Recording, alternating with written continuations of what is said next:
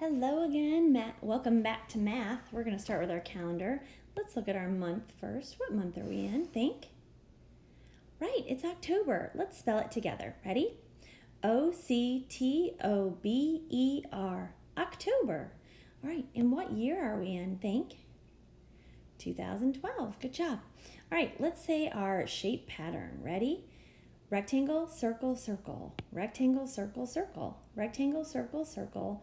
Rectangle, circle, circle, circle. Rectangle, circle, circle. Rectangle, circle, circle. Rectangle. Think. What shape comes here?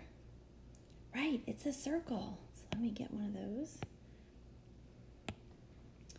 And I'm going to move it over here. And then yesterday had a 19 on the date tag. So what number comes after 19? Think.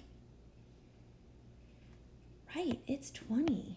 So I'm going to write a 20, which means I have to start with a 2 and end in a 0. So there we go, 20. All right, let's talk about our day of the week. What is today's day of the week?